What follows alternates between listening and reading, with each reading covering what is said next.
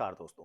मैं हूं आपका दोस्त, आपका होस्ट आर के, और आप देख रहे हैं आर के ट्रेडिंग। तो दोस्तों, तारीख है आज 29 जून 2025 और यहाँ पर सप्ताह का शेयर यानी कि वीकली शेयर के बारे में टेक्निकल चार्ट लेकर आपके सामने हाजिर हूँ। यानी ऐसा स्टॉक जिसके टेक्निकल चार्ट पर दिख रहा है आगे मूवमेंट आ सकता है। ठीक है, देखिए मैं यहाँ पर प्राइस कितना ऊपर कितना नीचे, ये सारी सारी बातें मैं पॉइंट में आपको बताऊंगा। यानी कि कितना पॉइंट हो सकता है, मैं वैल्यू नहीं बात करूंगा, पॉइंट की बात करूंगा। आप समझने की कोशिश करिएगा क्योंकि बहुत सारे रिस्ट्रिक्शन भी आते रहते हैं बीच बीच में, उसको फॉलो करना रहता है।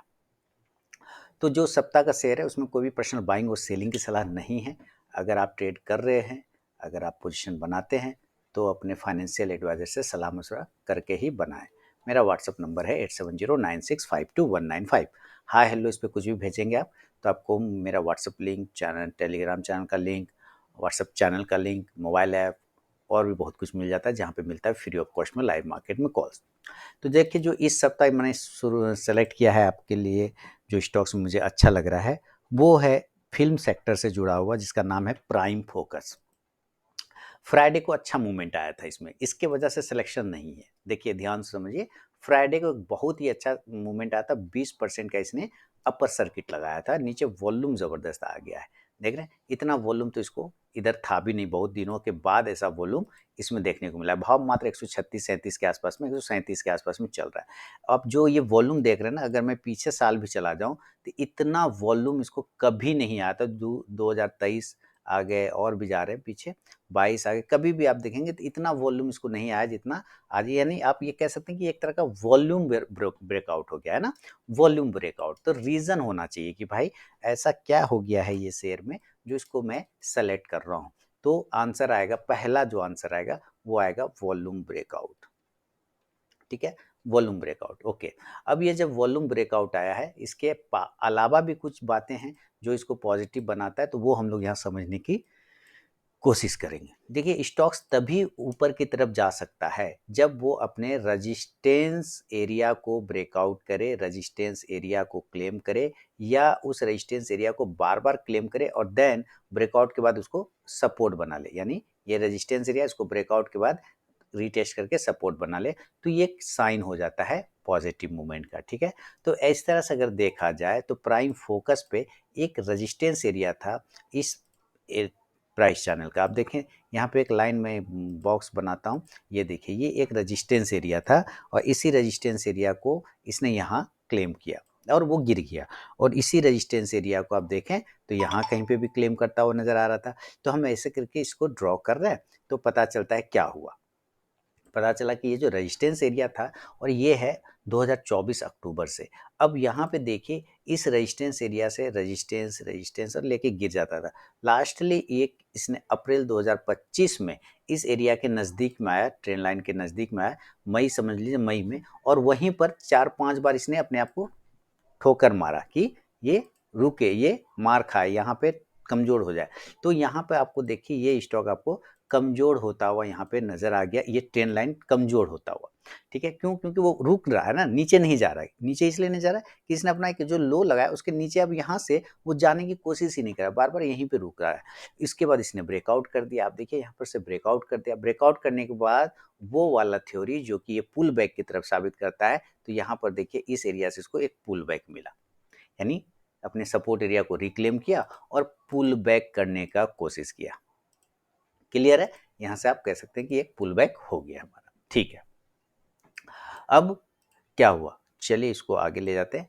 इसमें अब हुआ क्या कि हमें तो एक पुल बैक मिल गया, लेकिन पुल बैक मिलने के साथ ही आप ये देख रहे हैं, चूंकि ये हमारा रेजिस्टेंस एरिया क्या है, रेजिस्टेंस एरिया देखिए, ये छोटा छोटा, ये पहले सपोर्ट था, देखिए यहाँ से ये फिर रेजिस्टेंस बन गया है ना, यानी बड़ा रेजिस्टेंस के अंदर छोटा रेजिस्टेंस, ये रेजिस्टेंस बन गया। इस तरह से इसको आगे ड्रॉ किया तो पता चलता है, अरे ये तो वो जो छोटा वाला रेजिस्टेंस एरिया था उसको भी ये इसने रिक्लेम कर लिया।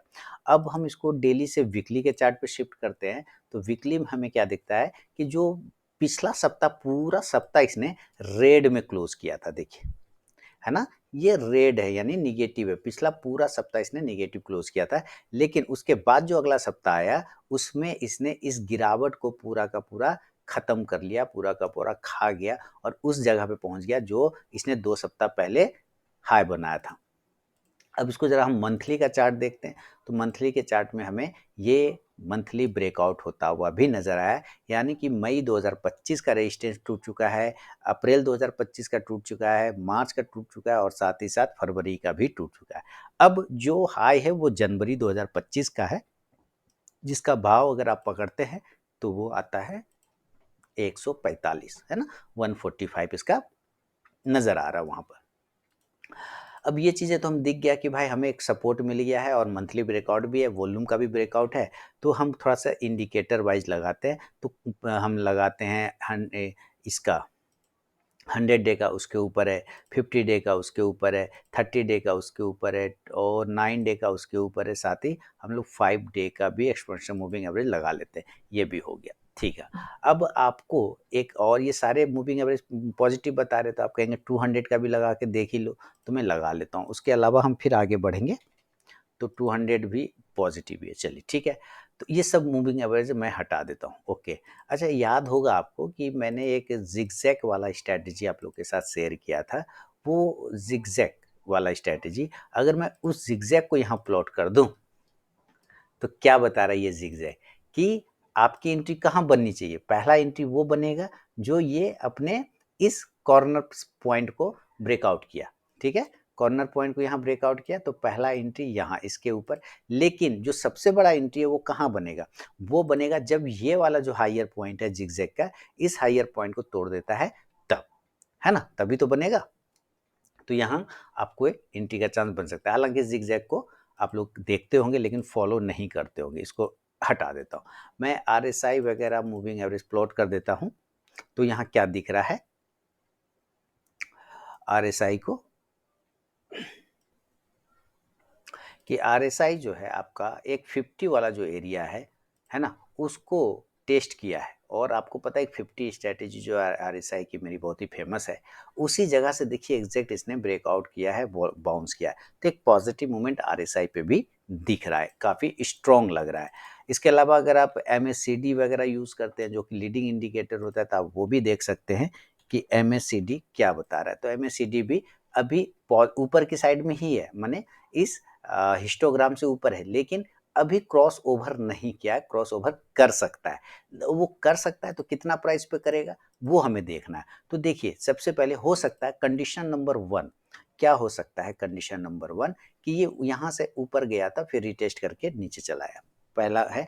और दूसरा फिर यहाँ से बाउंस किया और अब क्या हो सकता है रिटेस्ट करके नीचे आ जाए, तो संभावना क्या आ जाए। लेकिन इस बार जब वो रिटेस्ट करके नीचे आएगा ना, तो वो पूरा नीचे नहीं आना चाहिए, वो यहाँ पर आके रुकना चाहिए, ये वाला एरिया जो ये 119 से 20 वाला एरिया यहाँ। क्यों? क्योंकि यहाँ पे एक रेजिस्टेंस था, तो वो अब यहाँ पर एक सपोर्ट बन जाएगा, ठीक है। तो एक जो एंट्री बन सकता है वो बन सकता है 119 से लेके 120 के आसपास में, अगर यहाँ पे आ जाता है देन, ठीक है। तो इस कंडीशन से 119 से 120 तक का एक एंट्री प्राइस आता है। अगर ये चार्ट के हिसाब से हो रहा है तो यहाँ पर एक एंट्री हमारी बन सकती है। लेकिन अगर यहाँ पे हम बनाते हैं देन हमारा जो स्टॉप लॉस हो सकता है, हमारा जो स्टॉप लॉस हो सकता है वो नीचे के एरिया पे कहीं होगा। तो नीचे इस जगह से फिर हमारा यहाँ पर जो ट्रेंड लाइन आ रहा है वो एरिया आता है, तो इसका भाव हो सकता है कि 100 रुपीज़ के आसपास में आपको बन सकता है स्टॉप लॉस। एक कंडीशन ये हो गया। अब अगर यहाँ से ये बाउंस करके ऊपर जाता है तो फिर हमारा टारगेट, ये जो रेजिस्टेंस एरिया है, इस कंडीशन से ये हमारा टारगेट हो जाएगा। और इसका भाव कितना आता है? इसका भाव आता है 136, आई चेक मैं करता हूँ जी, 135 पकड़ सकते हैं। तो इसका टारगेट 135 भी हो सकता है, ये रेजिस्टेंस को क्लेम कर ले टेक्निकल चार्ट के हिसाब से। क्लियर है? तो ये कंडीशन 1। कंडीशन 2 क्या हो सकता है? कंडीशन नंबर 2 क्या हो सकता है कि ये नीचे ना आए और यहीं से ये ब्रेकआउट कर जाए। तो जब ये ऊपर की तरफ 138 को ब्रेक करेगा देन हमारा एंट्री हो सकता है। और उस कंडीशन में हमारा जो स्टॉप लॉस होगा, यहाँ कंडीशन 1 है, यहाँ कंडीशन 2 है। स्टॉप लॉस जो होगा हमारा नीचे के भाव पे, ये जो 119 120 वाला, ये हमारा स्टॉप लॉस हो सकता है। और देन ऊपर की तरफ में हमारा टारगेट आ सकता है 150 टू 165 के आसपास। क्लियर है? तो ये सप्ताह का शेयर में इस बार मैंने प्राइम फोकस सेलेक्ट किया है, टेक्निकल चार्ट के हिसाब से ये सारी चीज़ें आते हुआ दिख रहा है। अब बताइए आपको ये वीडियो कैसा लगा और कमेंट करिए। मेरा व्हाट्सअप नंबर 8709652195 है। इस पे कोई भी सुझाव हो तो ज़रूर आप मुझे दें। और ये सारे एजुकेशनल पर्पज़ के लिए वीडियोज़ हैं। इसमें एंट्री लेने के लिए मैं नहीं बोल रहा हूँ।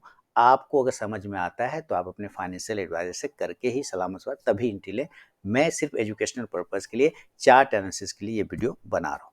बहुत-बहुत धन्यवाद।